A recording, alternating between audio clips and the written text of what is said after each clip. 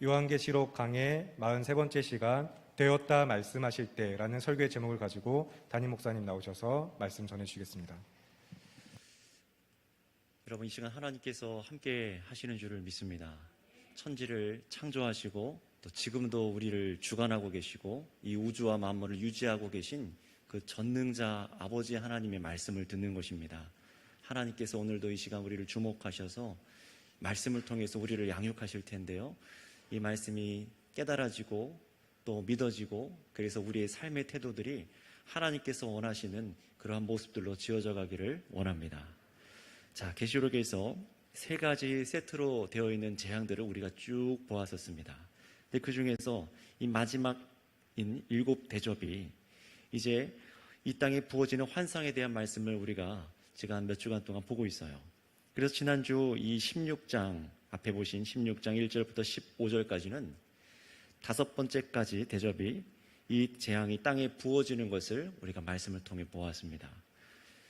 첫 번째부터 5번째 대접이 땅에 부어진다. 이것은 앞에 우리가 보았던 7인의 재앙과 그리고 7나팔의 재앙도 똑같이요, 그 앞에 첫 번째부터 5번째까지는 온 교회사 시대, 예수님께서 이 땅에 초림하셨을 때부터, 처음 오셨을 때부터, 그리고 예수님께 다시 재림하시는 그 시간, 모든 시간을 통틀어서 이 땅 가운데 하나님을 믿지 않고 거역하는 세대들에게 부으시는 그 재앙과 진노에 대해서 말씀을 했었습니다.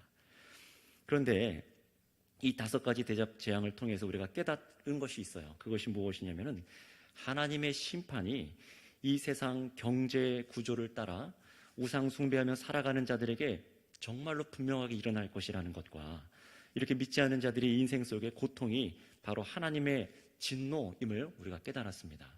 그리고 또 한 가지, 이렇게 쏟아지는 하나님의 진노가 합당하다. 왜 하나님께서는 이런 세상 경제 구조와 다른 것들과 타협하는 자들에게 이 세상 것들을 왜 하나님께서 진노하시는가, 그 진노는 과연 합당한가에 대해서 지난주 말씀도 나누었었어요.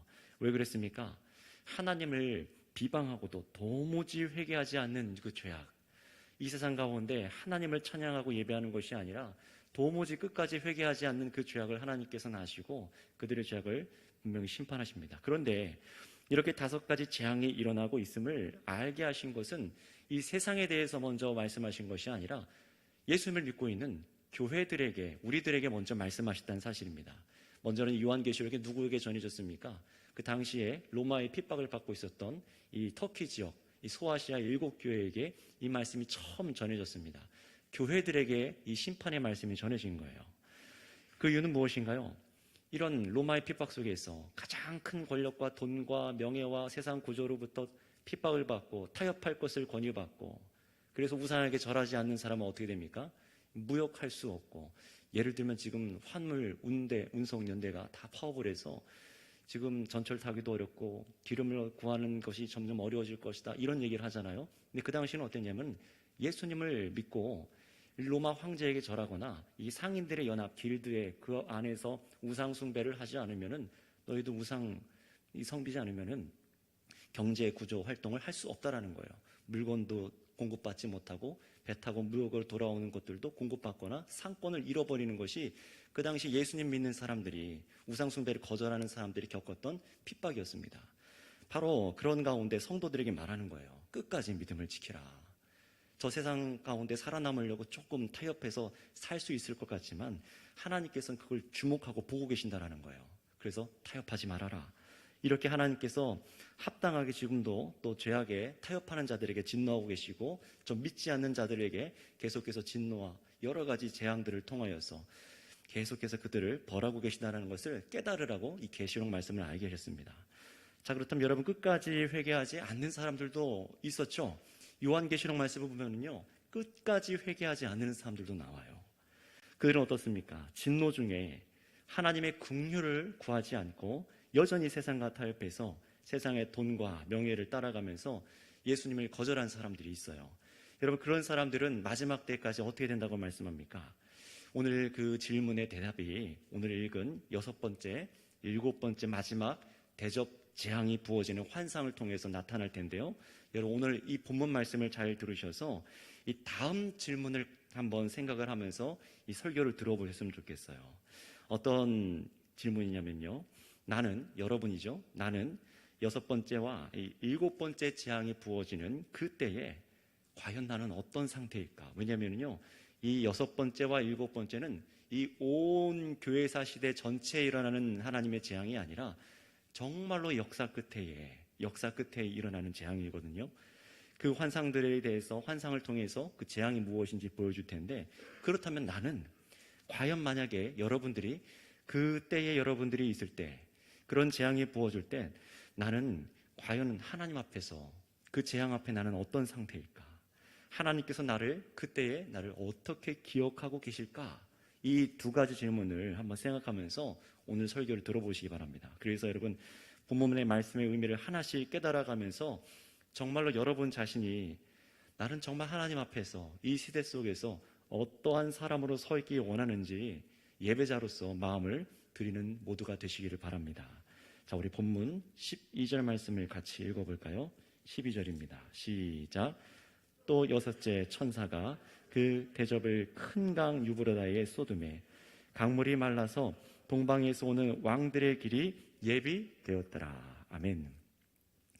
자, 6번째 대접 심판의 재앙이 이제 시작됩니다. 그런데 이것이 비유적으로 이 환상이죠. 환상 가운데 보여진 이 비유적인 환상이 요한에게 보여지면서 무언가를 우리에게 가르쳐주고 있어요. 그 내용이 이렇게 기록되어 있는데요.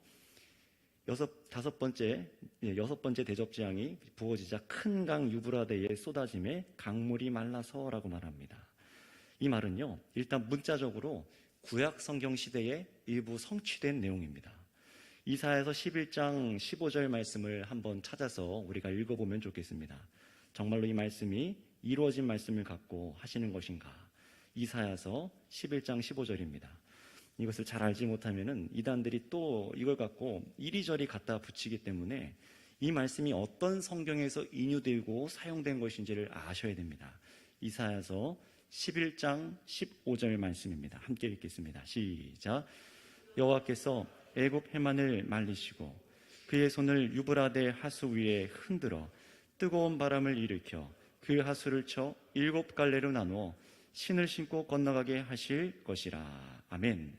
자, 이 말씀은 무엇이냐면요, 이사야서에 실제로 하나님께서 이방 나라지만, 하나님을 믿지 않는 이방 나라지만 고레스 왕을 통해서, 바사의 고레스죠. 바사라고 말하면 지금의 페르시아라고 이해하시면 됩니다.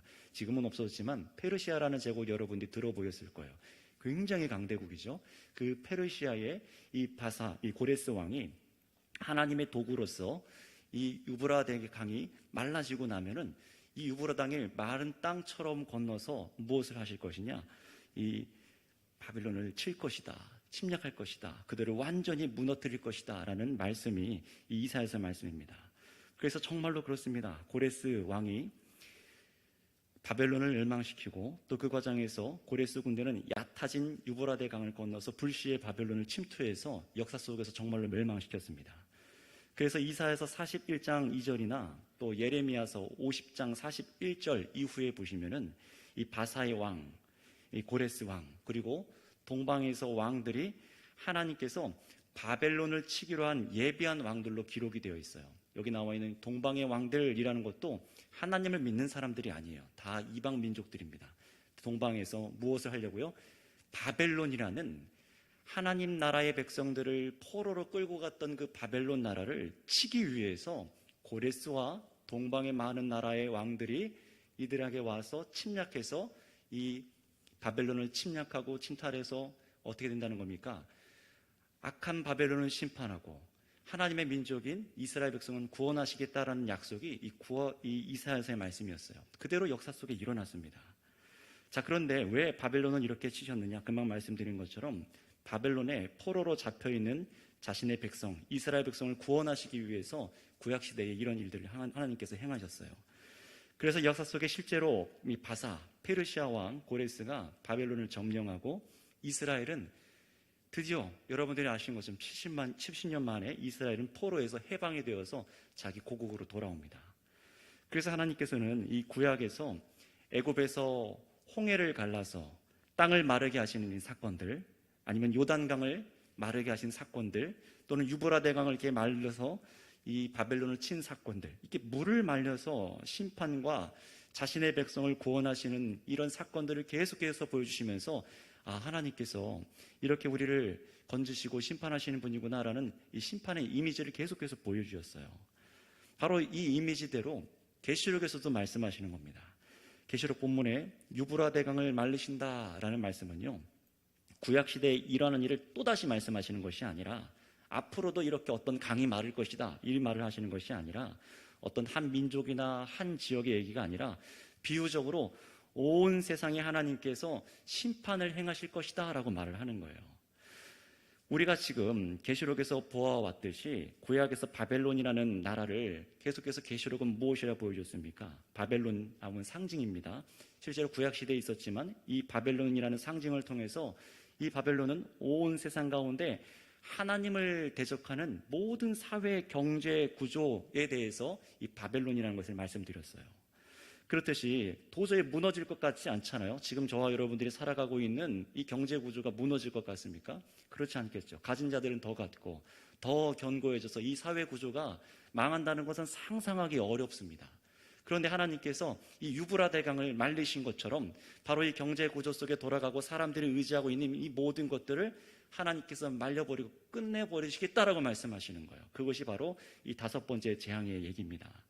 그렇듯이 이렇게 5번째 재앙은요, 대접이 부어져서 큰 강 유브라데 강이 말라버린다 심판은 온 세계의 큰 성 바벨론, 곧 음녀 바벨론이라고도 상징되어 있는 이 세상을 신봉하고 추종하는 모든 사람들이 끝내 자신들이 의지하던 이 세상 악한 구조, 경제 구조가 망하여지는 것을 보고 같이 심판을 겪게 될 것이다 라는 말씀이에요. 게다가 이렇게 이 세상 악한 구조인 첫 번째 짐승이었죠. 13장에서 보았죠. 첫 번째 짐승이며 바벨론을 멸망시키기 위해서 이 동방에서 오는 왕의 길들이 예배되었다라고 오늘 금방 12절에 말씀하시는데, 여기서 이 동방의 왕들은 구약의 말씀처럼 여전히 이 세상 마귀의 권세에 속해 있는 나라들이지만 그럼에도 하나님의 주권에 통치되고 있는 세력들을 말합니다. 자, 그렇다면 이렇게 마지막 재앙이 시작되는 이 6번째 재앙과 같은 일을 하나님께서 이 교회사 말미에 이루실 텐데, 역사 끝에 이루실 텐데, 여러분 그럼 사탄은 가만히 있을까요? 사탄은 이 세상 경제 구조와 이 세상 속에서 돈과 명예와 권세로 사람들을 올감했었고 그렇게 자신의 나라 왕국을 만들었어요.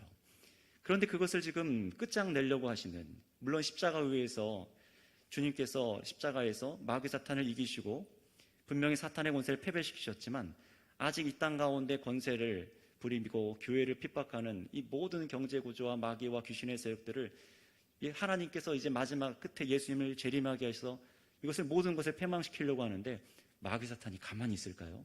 가만히 있을 리가 없죠. 그래서 이렇게 대항합니다. 우리 13절 14절 말씀을 같이 읽겠습니다. 13절 14절입니다. 시작. 또 내가 보매 개구리 같은 새 더러운 영이 용의 입과 짐승의 입과 거짓 선지자의 입에서 나오니 그들은 귀신의 영이라 이적을 행하여 온 천하 왕들에게 가서 하나님 곧 전능하신 이의 큰 날에 있을 전쟁을 위하여 그들을 모으더라. 아멘. 13절에 보시면은 이렇게 말하죠. 새 더러운 영이 용의 입과, 용이라는 것은 전통적으로 마귀 사탄을 의미하죠. 또 짐승의 입과, 짐승은 무엇이었습니까? 이 세상, 이 악한 구조, 적그리스도와 같은 세력들, 이 세상 경제 구조들을 의미합니다. 또 거짓 선지자, 말 그대로 정말 이 세상을 신봉하게 만드는 거짓 선지자, 교회 속에도 침투해서 들어오는 거짓 선지자들, 이런 걸 다 상징을 합니다. 자, 그래서 보시면은 이 교회를 공격하고 있는 마귀, 용과 또 마귀가 불러낸 두 수와 짐승과 거짓 선지자들이 마지막 때는요 더 활발히 활동을 할 거라는 것입니다. 여러분, 그들의 입에서 그런데 뭐가 나온다고 지금 비유적으로 말하고 있습니까? 뭐가 나온다고 하죠? 개구리 같은 것이라고 나오죠. 개구리가 나오는 게 아닙니다. 개구리 같은 새 더러운 영이 나오는데 이걸 뭐라고 말하면 귀신의 영이라고 계시록은 밝혀주고 있어요. 구약에서는요, 이 유대교 문화 속에서는 이 개구리는 부정한 존재로 상징적인 의미를 갖고 있었습니다. 왜냐하면 소리만 요란하지 아무 의미 없고 혼란스럽게 만든다는 의미로 유대교 주석가들은 그렇게 이 개구리에 대한 상징을 이해하고 있어요. 여러분들이 잘 알고 있는 출애굽기에서도 하나님께서 이집트에게 내린 재앙 중에 어떤 재앙이 있었죠? 개구리 재앙이 있었죠. 왜 그랬습니까? 왜냐하면 이집트에서 섬기는 이 개구리 신이 있었습니다. 그는 부활의 신이라고 개구리 신이 있었으나 하나님께서 정말로 개구리들을 온 천지에 다 깔아버리셔서 누가 정말 하나님이고 누가 신이냐 이것을 보게 하셨었죠.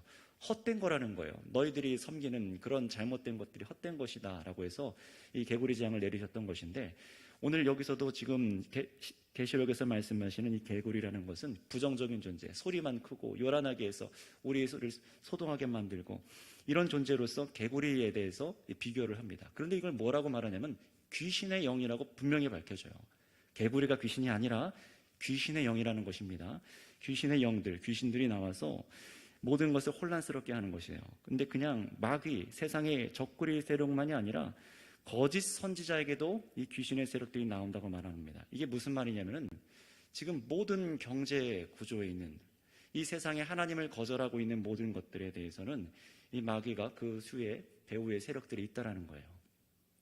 생각해 보시기 바랍니다. 이단들, 저와 여러분들이 알고 있는 신천지라던가 저 밑에 하나님의 교회라던가 수많은 이 교회랑 유사품처럼 만들어져 있는 수많은 이단들이 있습니다. 그런데 우리가 이런 생각을 하죠. 어떻게 저런 데 빠질까? 어떻게 저렇게 미혹을 당할까? 여러분, 그냥 사람들이 잘 몰라서 무식해서가 아닙니다. 잘 배운 사람들, 교수들도 있고 어떨 때는 목사들도 거기에 넘어가고 잘 믿는 장로님, 권사님들, 성도들도 넘어갑니다. 그 이유가 무엇입니까? 미혹의 세력이 있다는 거예요. 성경을 1차적으로 알지 못하는 이유가 있고, 그리고 귀신의 세력들도 분명히 있습니다. 계속해서 공격을 하는 거예요. 이 거짓 선지자는 그래서 전에도 보셨듯이 세상 사람만 속여서 이 세상을 섬기게 만드는 것이 아니라 교회 안에서도 성도들을 미혹하는 존재들이라는 것입니다. 결국 이 미혹에 하는 영들은요, 역사의 마지막에 이르러서 더욱 자신의 멸망을 깨닫고 몸부림쳐서 그게 세상 사람이든 교회 안의 성도이든 더욱 극심하게 유혹하고 미혹해서 하나님을 버리고 바벨론, 곧 세상을 섬기게 한다라는 것입니다. 다시 말하면 가짜 신들을 섬기고 우상 숭배하는 것에는 귀신들의 역사가 그 배후에 있다라는 것을 밝혀주고 있는 거예요. 그런데 이 귀신들은요, 14절 말씀 보실까요? 이 14절에 보니까 이적들을 행한다라고 기록하고 있어요. 그렇지 않습니까? 저와 여러분들이 알고 있는 이 이단들, 그들도 뭔가 특별한 일을 벌일 수 있는 힘과 능력이 마귀로부터 부여받습니다. 제가 고등학교 나왔던 시온고 재단, 천부교 박태선 장로라는 사람이 신적인 신유의 은사가 있어서 누군가에게 안수하고 하면 기도하면 사람이 낫는 역사가, 성도들이 낫는 역사가 있었대요. 그래서 어떻게 됩니까? 교만하여져서 하나님을 떠나서 자기가 바로 자칭 하나님이라고 했죠. 발을 닦은 물을 성도에게 맡기면 낫게 하고, 이런 기적들이 실제로 일어나서 신앙촌을 이루고 그 괴한동 범박동 지역에 신앙촌을 이루고 살았었습니다. 마귀의 권세는요, 실제로 병을 낫게도 해요. 오늘날에도 있습니다. 지금도 예수님의 이름이라고 하면서 계속해서 신유의 은사를 축복하며 다니면서 마귀를 쫓아내는 그런 거짓 선지자들도 있습니다. 근데 예수님께서 말씀하셨어요. 아무리 너희들이 주여 주여 부르고 당신의 이름을, 예수님의 이름으로 귀신도 내쫓아나고 병자도 고친다고 하지만 예수님께서 마지막 때 뭐라고 하신다고요? 내가 너희를 도무지 모른다. 불법을 행하는 자들아. 오직 아버지의 뜻대로 행하는 자라야 천국 백성이라고 예수님께서 말씀해 주셨습니다. 하나님 아버지의 뜻이라는 것입니다. 분별해야 되는 거예요. 하나님 아버지의 뜻과 그리고 세상에서 이 귀신의 영으로 사람들을 미혹하는 영은 반드시 갈라지게 되어 있어요. 어떤 것입니까? 참으로 예수 그리스도를 섬기고 말씀대로 하나님 아버지를 섬기는 것이 아니라 사람을 높이게 되어 있습니다. 세상의 것들, 성공과 돈과 거기에 다 얽혀 있어요. 이단들을 잘 들여다보시기 바랍니다. 돈과 명예와 권력과 거기에 연결되지 않은, 성에 대해서 연결되지 않은 그런 이단이 없습니다. 우리는 그런데 그래서 분별을 해야 되는 거예요. 이런 것들이 참으로 하나님께서 이 시대 속에서 우리에게 깨워서 분별하라. 마지막이 오면 점점 더 이런 일들이 극심해질 텐데 여기서 우리가 분별하라라고 얘기하시는 것이죠. 자, 그렇다면 여러분, 바로 이렇게 저들이 끝까지 하나님과 교회를 대적해서 이 싸우려는 곳을 이 성경은 이 아마겟돈, 히브리어로 아마겟돈이라고 표현하는데요. 여기에 모여서 최후의 결전을 벌인다고 해요. 이 아마겟돈이 그러면 무엇일까요? 한번 우리 16절 말씀 한번 읽어보도록 하겠습니다. 16절 말씀입니다. 시작. 새 영이 히브리어로 아마겟돈이라 하는 곳으로 왕들을 모으더라. 자, 먼저 말씀드리는 것은 이 아마겟돈이라는 곳은요, 어떤 지명이 아닙니다. 지명이 아니에요. 어딜까? 지도 가서 찾아보시지 않아도 돼요. 없습니다. 유브라데 강이라던가 바벨론이라는 것도요, 이 계시록에서는 어떤 특정한 지명을 말하는 것이 아니라 비유적으로 표현한 것이었잖아요. 그런데 여러분, 지금도 어떤 사람들은요, 여전히 이 아마겟돈이 어디냐, 또 장소를 찾아내겠다고 그렇게 난리를 칩니다. 근데 여러분, 못 찾습니다. 찾을 수 없어요. 왜냐하면 이건 실제 지명이 아니거든요. 원래 단어는 히브리어로 하르 마게돈이라고 되어 있는데, 하르는 산이에요. 산, 높은 산을 말할 때 하르하고 산이거든요. 마게돈, 이게 원어는 무기또라는 지역에서 나온 의미입니다. 마게돈이라는 것은 무기또라는 지역을 말해요. 그런데 실제로 이 무기또라는 곳은요, 이 지역적으로 가면은 산도 없을 뿐더러 하천만 있어요. 또 예루살렘에서 가깝게 있는 그곳에서 전쟁이 일어날 것이다 라고 어떤 사람들 말하지만, 이 무기또는 예루살렘에서 멀리 떨어진 곳입니다. 오히려 옳은 해석은 무엇이냐면은, 사사기라던가 열왕기 상 말씀에 기록된 대로 이 무기또 지역이 나오는데, 거기서 하나님께서 무엇을 하셨냐, 그 무기또 골짜기에서 불경건한 나라들을 심판하셨었어요. 그것처럼 이 말씀은요, 하나님을 대적하는 나라들을 멸망시키는 것을 상징하는 말씀으로 이 아마게돈은 받아들여야 되는 것입니다. 그래서 이 부분을요, 우리 백석교단 신대원 신학대학원 교수님 중에 김덕수 교수님께서는 자신의 책에서 이 부분을 이렇게 설명해 놨습니다. 이 무기또는 어떤 장소가 아니라 당신이 하나님을 조롱하고 무시하고 짐승을 따르는 곳이 모두 무기또다라고 했습니다. 이해가 되십니까? 저와 여러분들이 만약에 이 세상의 사람들이 하나님을 조롱하고 무시하고 짐승을 따르는 곳이 다 이 아마겟돈 무기또다라고 말하는 거예요. 정말로 그렇게 볼 수 있는 이유는 뭐냐면은, 지금까지 계시록의 환상의 표현들이 비유적인 의미들이었잖아요. 이것만 문자적으로 볼 수가 없는 겁니다. 또 악한 마귀가 어떤 한 국가나 한 지역만을 가지고 싸우는 것을 우리에게 상상하라고 하지 않아요. 저 북한의 김정은이라는 사람이 바로 이런 짐승일 것이다. 저 어디 다른 나라가 이런 바벨론일 것이다. 그렇지 않습니다. 하나님을 대적하는 모든 권세와 힘과 재력과 무력을 갖고 있는 모든 것을 이 바벨론이라고 말을 하는 거예요. 바로 그런데 우리들은 어떻습니까? 사람들은요, 각 나라 속에 속한 사람들은 돈과 명예와 그 구조를 신봉하며 살아가지요. 근데 하나님께서는 그러지 말라는 거예요. 다 그런 것을 거절하고, 그것이 나의 안정을 주고 생명을 주는 것이 아니라 하나님만이 나의 유일하신 여호와 하나님이시며, 하나님께서 보내신 그 아들 예수님만이 나를 죄악으로부터 구원하신 나의 참 구세주십니다 라는 것을 믿고 살아가는 거예요.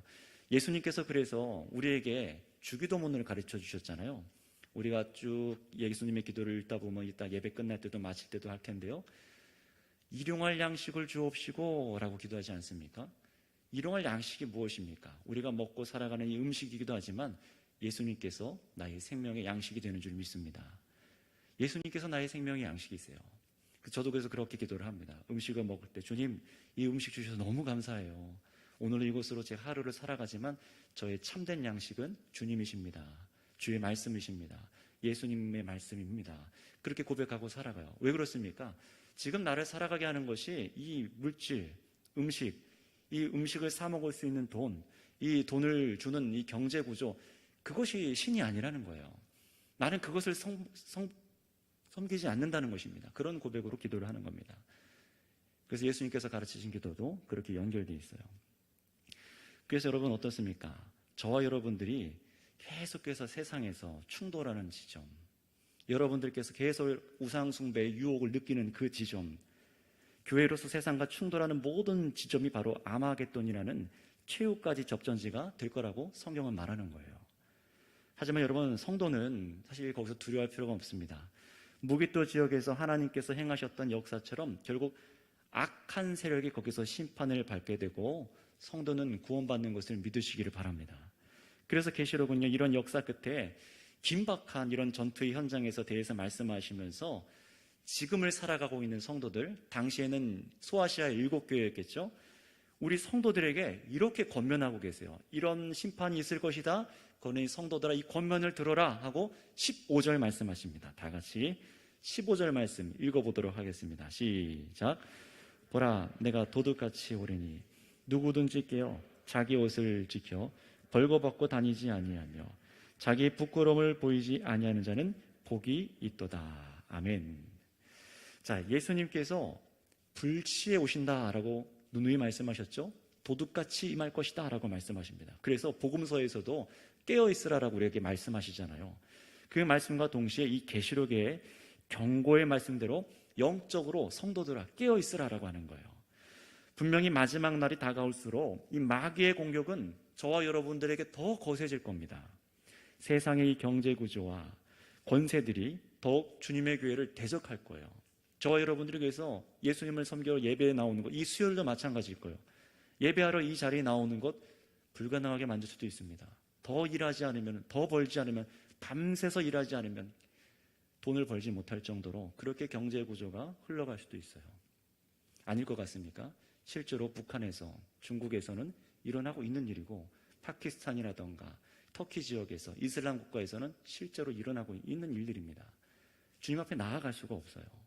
그러나 우리는 종교의 자유를 허락받아서 이 나라에서는 하나님을 섬기러 나오고 있죠. 그러나 이것이 이 구조가, 경제 구조가 여러분들을 옥죄일 거예요.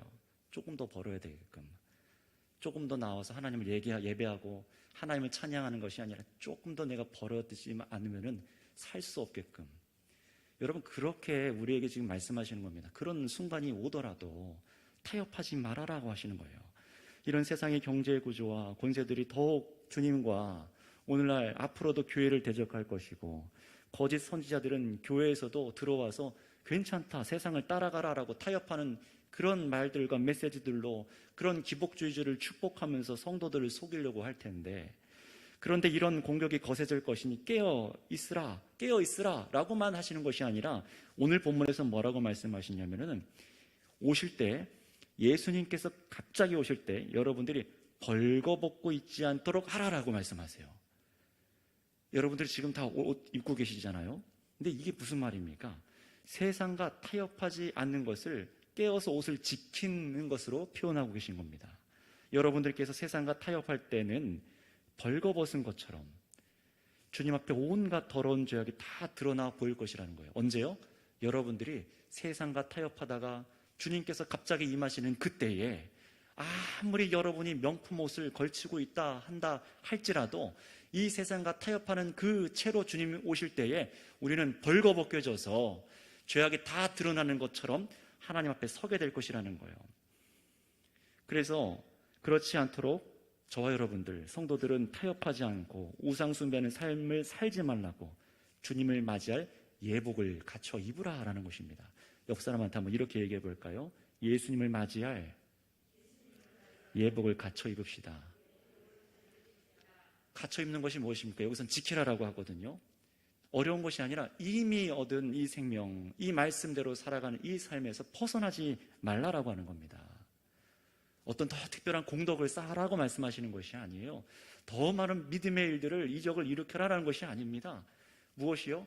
예수님만이 나의 구주시고 그 무엇으로도 내가 저것과 타협하지 않겠습니다 라고 항상 깨어서 주님 오실 때까지도 재림의 신앙 가운데 살아가면서 이 믿음을 지키는 게 예복을 지킨다는 거예요.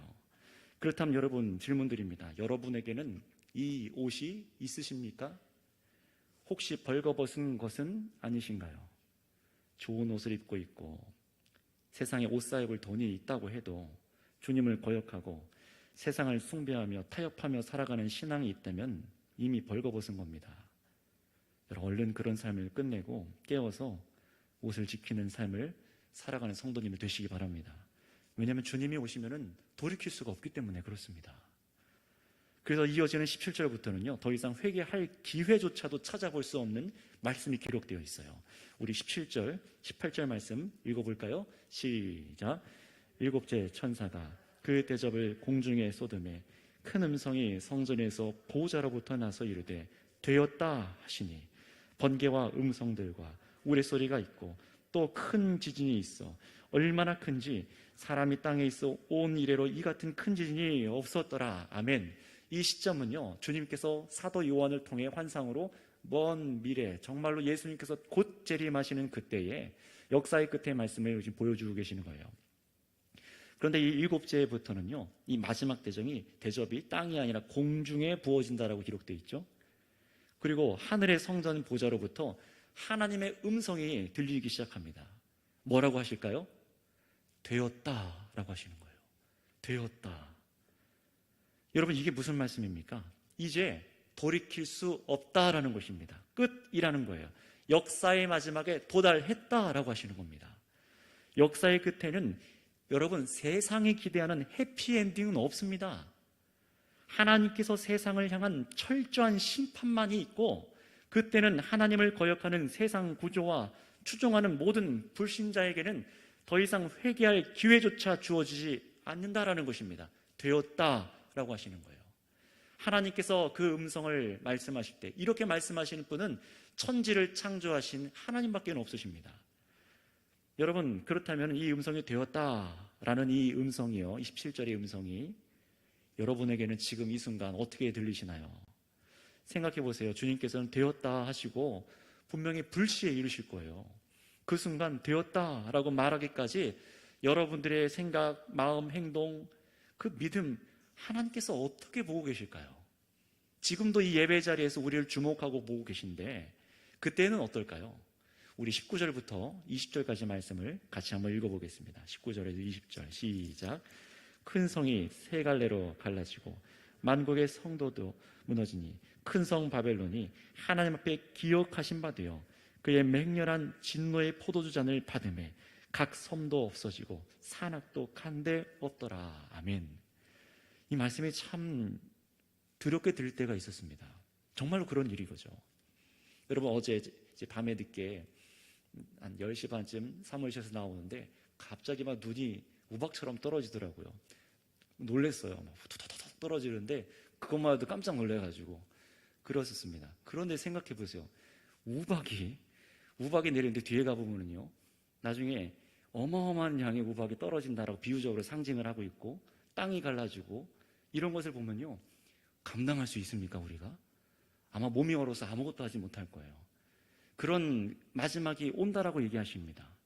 하나님께서는요, 그런데 그때에 기억하고 있는 것이 있대요. 뭔가를 기억하신답니다.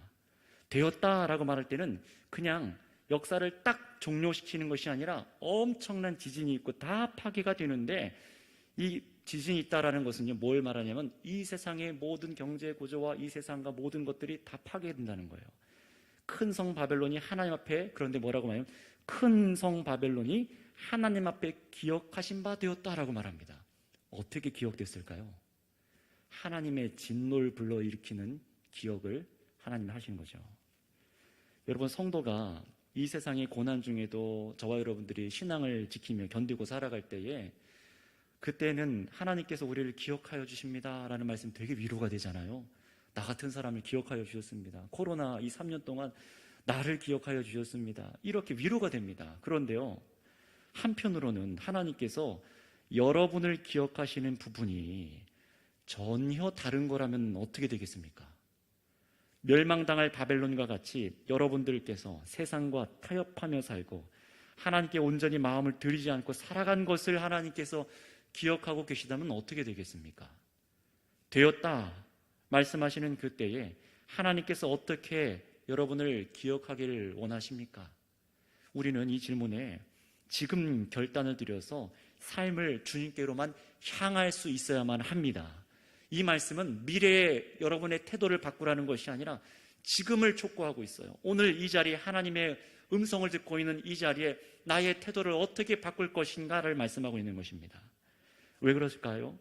큰 성 바벨론은 불경건한 세상의 모든 구조들, 정치, 경제, 사회의 모든 세상의 것들이 하나님께 아름답게 기억되어 있는 것이 아니라 맹렬한 하나님의 진노밖에는 쌓은 것이 없기 때문에 그렇습니다. 그래서 하나님의 진노의 포도주잔, 이거 설명을 드렸었죠. 진노의 포도주잔을 받아 바벨론은 심판에 이를 것이라고 말씀합니다. 하나님을 적대시한 어떤 나라들, 지도자들, 어떤 사상들만이 아니라 온 세계의 사람들이 하나님 대신 신봉했던 모든 세상 구조가 끝을 맞이하는 걸 보게 될 것이고 성도들 역시 그러하게 된다는 겁니다. 그래서 마지막 재앙의 의미로 21절에는 이런 환상으로 그 끝을 말씀해 주고 있어요. 어떻게 끝나는지 우리 21절 말씀 같이 읽어볼까요? 시작. 또 무게가 1달란트나 되는 큰 우박이 하늘로부터 사람에게 내리매 사람들이 그 우박의 재앙 때문에 하나님을 비방하니 그 재앙이 심히 크미러라. 아멘. 애굽에서 출애굽기에 보면은 애굽에 우박 재앙이 내렸었습니다. 마치 그런 것처럼 온 세상의 마지막에 이를 때 재앙으로 우박 재앙에 대한 이미지가 지금 보여주고 있는데요. 정말로 그렇게 우박이 내리는 것을 말하는 건 아닌 것 같아요. 물론 불과 유황으로 타는 것들이 이 세상의 물질이 풀어질 거라는 말씀에 근거하여서 보면 일부 맞을 수도 있겠지만 여기서는 이게 무슨 말씀을 하고 있는 거냐. 포인트가 하나님을 거절한 모든 사람들에게 엄청난 고통이 임할 것이라고 말씀하는 것입니다.